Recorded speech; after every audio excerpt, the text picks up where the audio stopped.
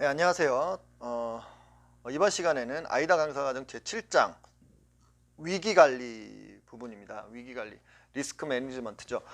위기관리는 제가 생각하기에는 굉장히 중요한 단원이라고 생각하고 있어요. 강사로서 활동하는데. 그래서 일반적인 내용도 많지만 한번 들어보셔서 들어보시면 많이 도움이 될 것 같습니다. 자, 들어갈게요.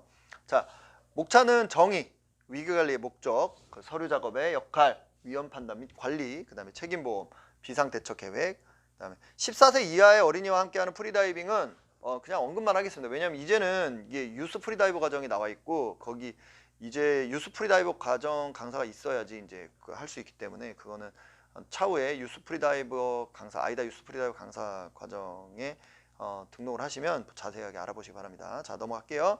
자, 위험의 정의, 위기의 정의가 무엇인가라고 있으면 여기 보면 사고 발생 가능성과 곱하기 사고 발생 시 예상되는 손실들이 있습니다. 그래서 위험이나 위기는 일어나서는 안 되는 그런 거죠. 그래서 근데 위기 관리는 프리다이빙 전문가인 당신에게 영향을 끼칠 수 있는 특정한 사고 발생을 위험을 감소시키거나 제거하기 위해서 설계됐다. 자, 이번 단원이 그렇게 설계됐다는 거예요. 자, 여러분들은 강사가 되시면 이제 프리다이빙 전문가란 말이에요. 자, 전문가와 비전문가의 차이가 뭘까요? 전문가는 대가를 받고 무언가의 일을 하는 사람을 전문가라고 저는 생각을 하고 있거든요. 전문인이죠. 그거에 대해서. 뭐 돈을 받지 않고 대가를 받지 않는다면 그거에 대한 책임 요소도 거의 없을 수도 있어요. 근데 저희는 대가를 받고 학생들을 가르치는 사람이기 때문에 전문가고, 그리고 그거에 대한 위기나 위험도 반드시 최소화시킬 수 있는 당연한 의무가 있는 거예요. 누구를 위해서? 우리 학생들과 우리 스스로 자신을 위해서. 그렇습니다. 자, 프리다이빙 전문가의 의무입니다. 자신의 의무에 대한 명확한 이해가 있어야 돼요. 이게 책임을 회피하려고만 하면 안 된단 말이죠. 그죠? 자, 우리가 항상 얘기하지만 우리 학생들은 강사가 만들어내는 환경에서 교육을 받을 수밖에 없어요. 투어 장소를 학생들이 정해. 아니잖아요. 강사가 가자고 그러는 거고. 교육 장소도 강사가 정하는 거고. 트레이닝 장소도 강사가 정하는 거죠. 그래서 항상 모든 결정을 강사가 대부분 하기 때문에 그거에 대한 의무가 있습니다. 그래서 안전사고를 방지하기 위해서 최소화하는 걸 궁리해야 되고, 사전 대책을 세우기 위해 위기관리를 훈련화시켜야 됩니다. 항상 생각하셔야 돼요. 항상. 여기에서 굉장히 많은 경험이 필요하거든요. 그래서 경험을 하지 못하고 인지하지 못했던 것까지 준비하지 못했다가 거기에서 발생하는 어떤 안전사고는 굉장히 안타깝죠. 그래서 사고가 발생한 뒤에 위험을 차리지 말아라 라고 나와 있습니다. 그래서 항상 고민해야 돼요. 법적 책임 보호 확립. 위기관리는 사고 방지를 돕는 것뿐만 아니라 당신이 사고를 방지하기 위해 필요한 모든 일을 했다는 사실을 입증해 주므로 일정한 수준의 법적 책임 보호도 제공한다라고 나옵니다. 그쵸? 자, 여러분들이 면책동의서만 학생한테 받았다고 해서 여러분들의 책임이 없어집니까? 아니죠. 아니겠죠. 만약에 피치 못할 어떤 안전사고가 발생을 했어요. 강습생이 다쳤습니다. 근데 강습생이 다쳤다라는 결과 말고 다치기까지 과정도 굉장히 중요하다는 얘기예요. 그리고 다치고 나서 이후 사후 대처도 굉장히 중요한 겁니다. 왜? 만약에 법적 분쟁이 발생을 한다면 그 결과에 따라서 결과가 일어날 때까지 당신은 뭐 했는가? 왜 이런 결과가 일어났는가? 당신이 어떠한 준비를 했고 어떠한 일을 했는가? 발생 시기까지. 그리고 이후에 당신이 어떻게 대처를 했는가까지도 이게 법적 책임 요소가 된단 말이에요. 만약에 완벽하게 뭔가를 강사가 했음에도 불구하고 사고가 났어.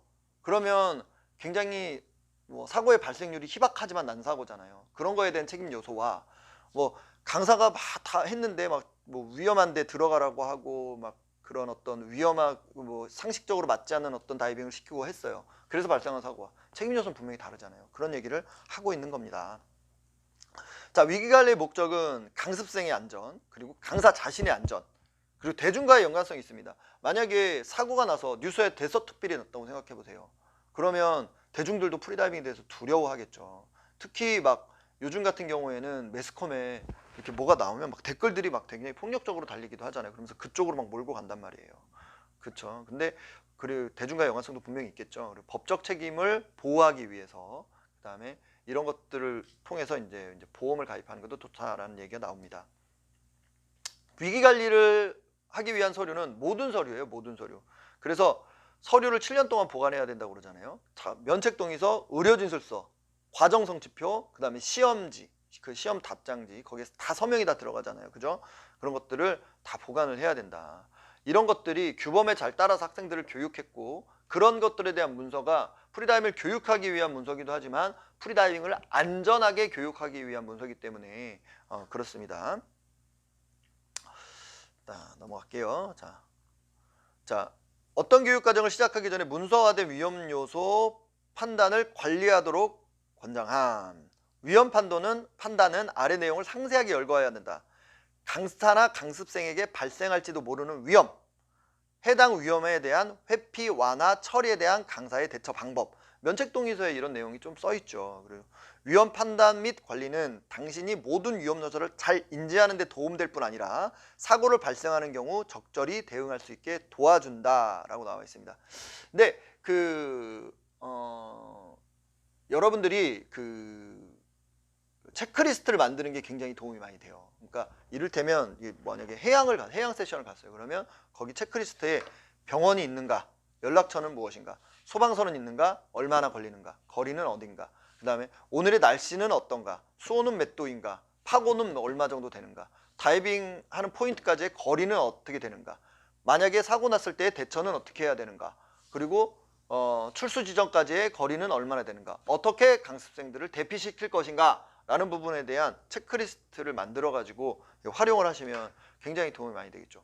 그거와 더불어서 강습생들한테 어떤 상해가 발생됐을 때는 어떻게 해야 되는가, 그죠? 뭐 성게를 밟았다, 외상이 발생됐다든지, 아니면 저산소증이 발생됐다든지, 저체온증, 열사병, 그런 것들에 어떻게 대처를 해야 되는지에 대해서도 알아보시고 그거에 대한 대처 방안도 이렇게 만들어 놓으시면 굉장히 도움이 많이 될 것 같습니다. 그거를 문서를 쭉 만드셔가지고요, 코팅을 하세요. 코팅을 하셔가지고 뭐 요즘에 팁을 드리면 코팅 중에 반무광 코팅지 있거든요. 반무광 코팅지 같은 경우는 연필로 썼다 지웠다 할 수 있습니다. 그래서 그런 체크리스트를 만드셔가지고 반무광 코팅지 제가 만들어 놓은 게 있는데 나중에 한번 보여드릴게요. 그걸로 이렇게 체크를 해가지고 활용을 하시면 도움이 많이 된다. 자, 위험 요소 인지 판단, 위험 요소 규정 결과는 어떻게 될 것인가. 위험 요소를 줄이는 방법, 찾기, 그것을 다루는 방법, 이런 것들을 전부 다 만들어 놓으시라는 얘기예요. 다 파악을 하고 계셔야 됩니다. 그래야 우리가 그런 어떤 위험 요소가 있는 상황이 있는지 사전에 파악할 수 있고요. 그리고 대처할 수 있게 되겠죠. 올바르게. 그래서 그냥 이런 거 없이 한다면 그냥 우왕좌왕 당황하게 되고 그렇습니다. 위험은 아래 항목과 연관될 수 있다. 특정한 다이빙 환경, 조류, 우리나라 조류 많죠. 찬물, 그쵸, 우리나라 해당되죠. 햇볕에 노출되는 거, 해양생물, 해파리, 우리나라 해파리 많죠. 우리나라 해양환경에 다 이렇게 포함이 되는 얘기죠. 그리고 의사에 의해 확인된 다이버의 이전 기왕증, 이전부터 존재하던 육체 및 정신적 상태. 그래서 우리가 의료진술서를 쓰는 거잖아요.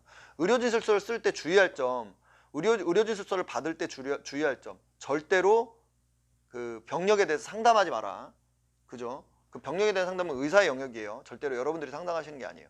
그렇죠? 그리고 그냥 대충 체크하세요, 이렇게 절대 하시면 안 됩니다. 다이버의 행동 및 역량, 핵심 세이프티 기술의 연습 부족, 자만 스트레스. 이 다이버의 실력이 어느 정도인지는 여러분들이 파악하실 수 있는 거예요. 그죠?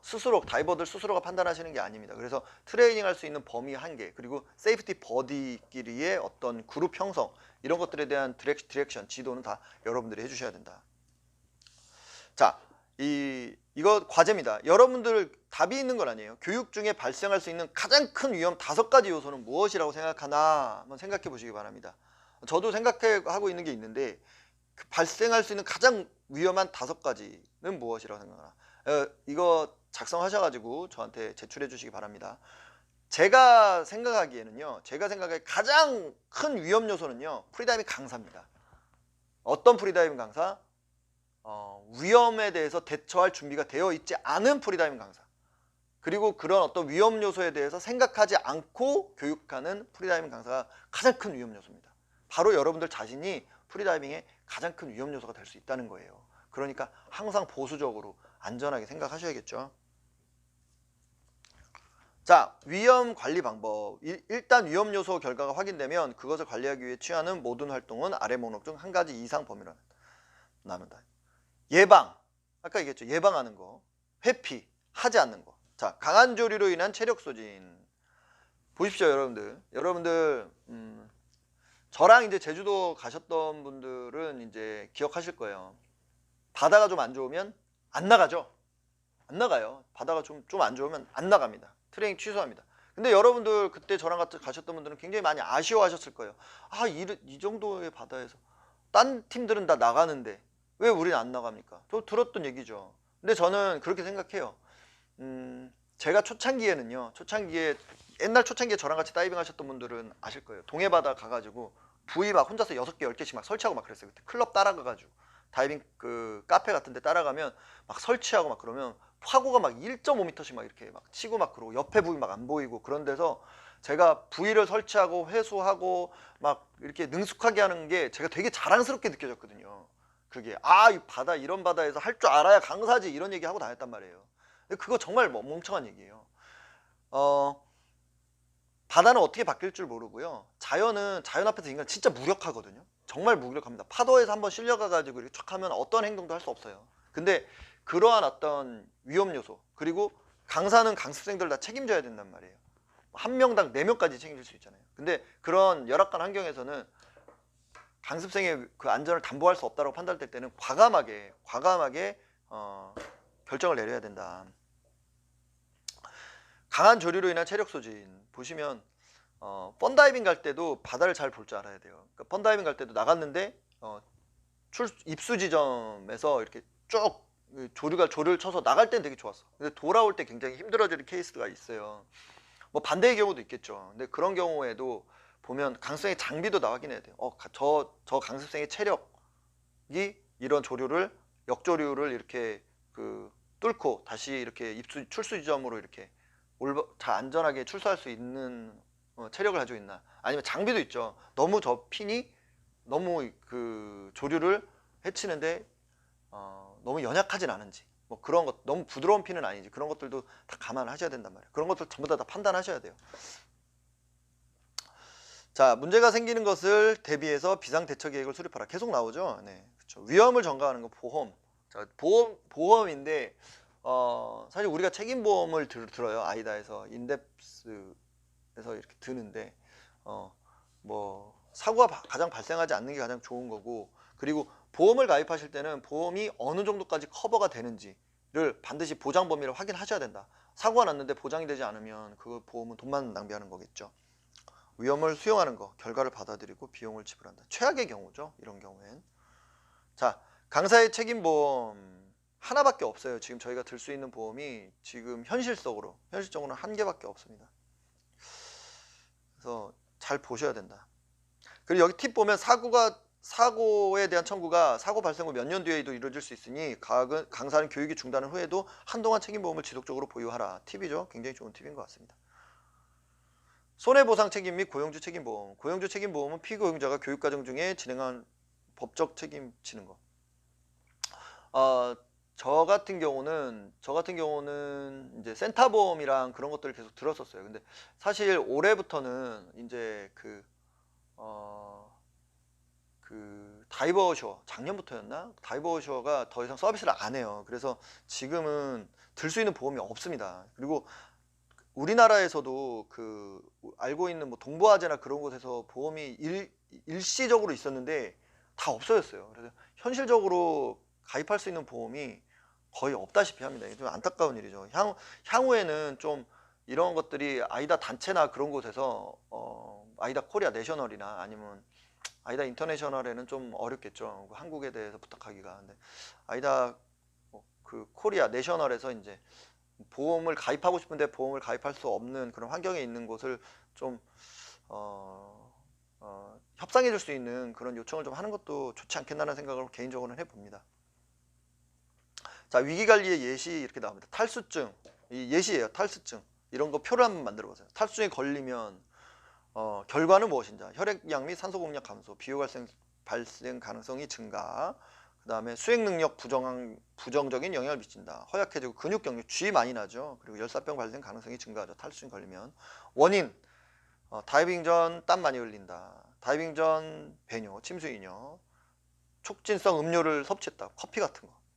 그죠? 술 그런 거, 침수 이뇨 증상, 관리 방법, 충분한 수분 섭취, 전해질 음료 섭취, 교육 중 수분 섭취, 다 수분 섭취죠. 그리고 너무 더운 경우에는 다이빙을 하지 않거나 다이빙 세션 시간을 줄인다. 뭐 그런 것들이 있을 수 있겠습니다.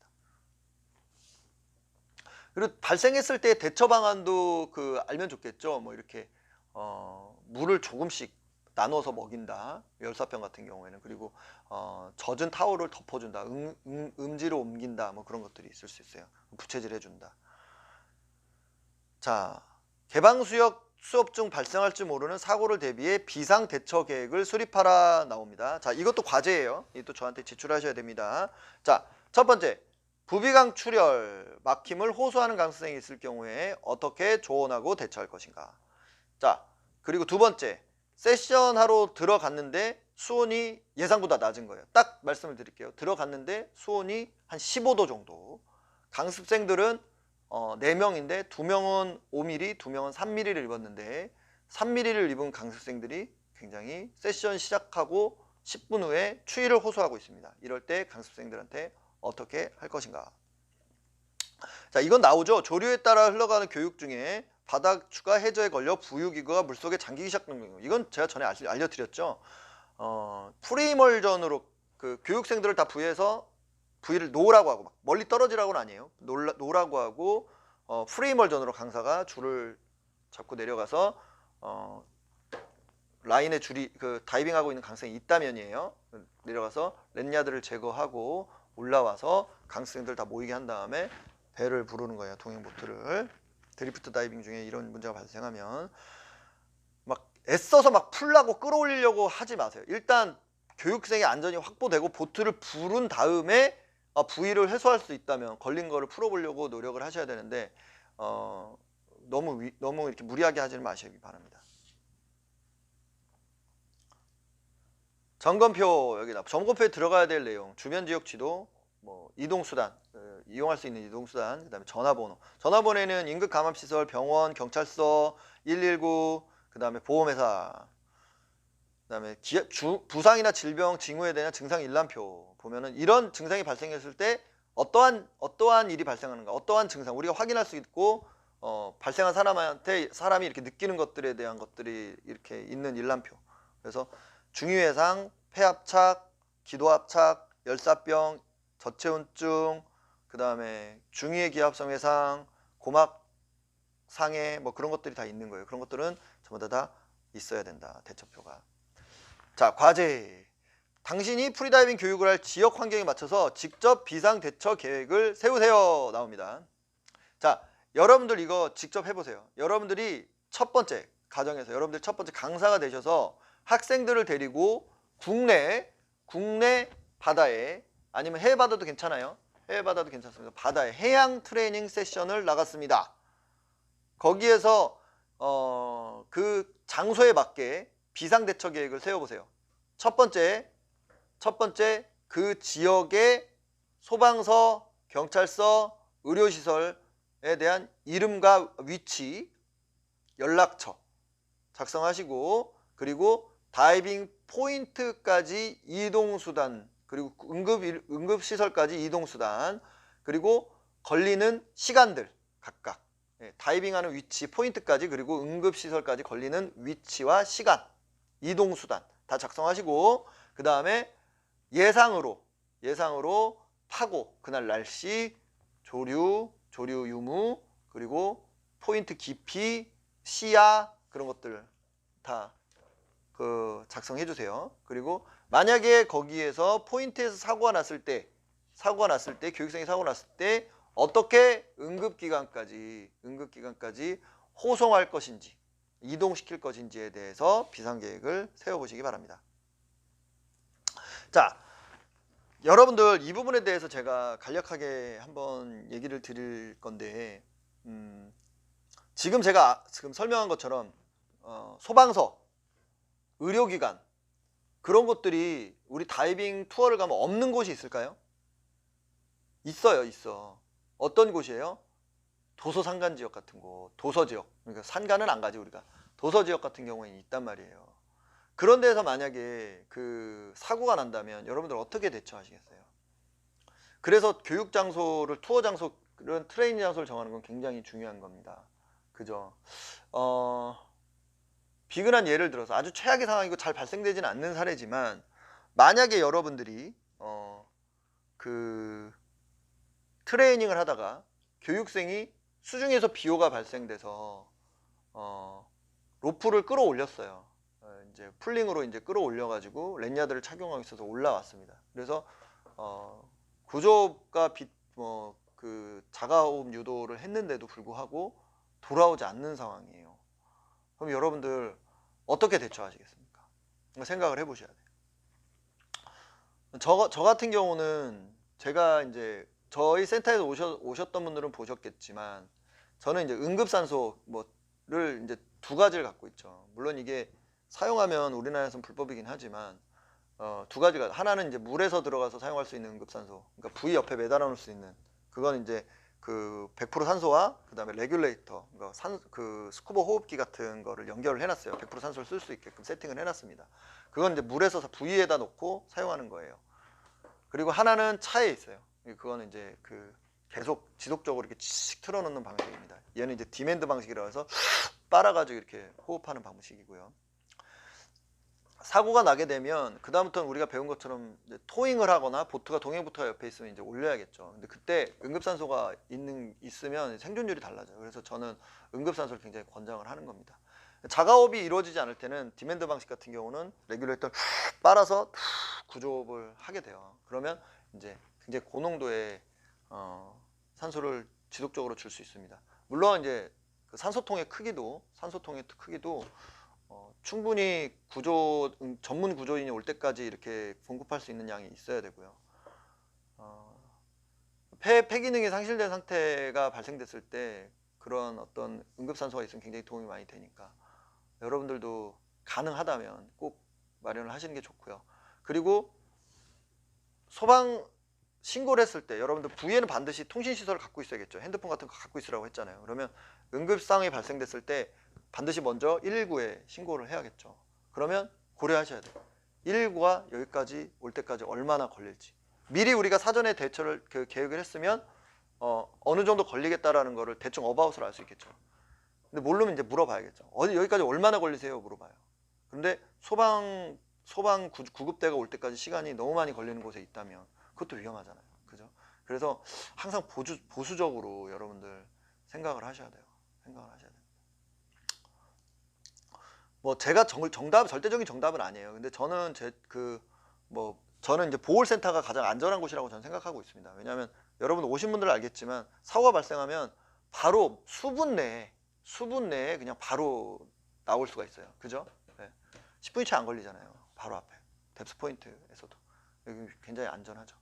그리고 보홀센터에는 AED, 그 다음에 응급산소, 그 다음에 각종 구급 장비들이 웬만하면 다 있어요. 그리고 거기도 119가 있고, 그죠? 보홀에서는 그래도 안전한 포인트라고 생각을 하고 있습니다. 이제는 뭐 제가 제주도 갈 일은 없겠지만 저랑 같이 제주도 가시는 분들은 항상 그 드리프트 다이빙 했어요. 그 볼레랑게에서. 이유가 있어요. 제주도까지 갔는데 그 돈 얼마 아끼려고 안정적인 다이빙도 가능하고요. 그리고 안전하죠. 옆에 그래도 배가 있으니까. 그리고 통신시설이 있으니까 만약에 사고가 난다면 배에서도 연락하고 부위에서도 연락해서 이제 구급대가 이렇게 해상에서 만날 수 있겠죠. 그런 생각을 하기 때문에 그렇게 했었던 거예요. 그래서 여러분들도 항상 위기가 발생하지 않도록 보수적으로 다이빙 포인트를 가시고 항상 생각하셔야 됩니다. 사고가 나고 그러면 여러분들이 강사가 된 것 자체를 후회할 수도 있어요. 그래서 항상 뭐 조심하시고 비상계획을 잘 세우시고, 그리고 믿지 말고, 이런 안전에 대해서는 누구한테 위임하거나 믿으시면 절대 안 됩니다. 두 번, 세 번 확인하시고 계속 교육생의 상태도 계속 보시고 교육생의 장비도 보시고 그런 것들도 계속 확인하셔야 된다. 절대 잊지 마세요. 자, 아이다 규범 유소년은 이제 유스 프리다임이 나왔기 때문에 여기서 다루지는 않겠습니다. 네. 여기까지가 위기관리에 대한 내용이었습니다. 자, 거듭 말씀드리지만 뭐 안전은 가장 중요한 것이죠. 그래서 위기 관리에 대해서 항상 생각하시고 준비하시고 훈련하셔서 여러분들 안전한 프리다이빙 계속 유지하시길 바라겠습니다. 자, 오늘 수업 여기까지고요. 다음 시간에 또 뵙도록 하겠습니다. 안녕히 계세요.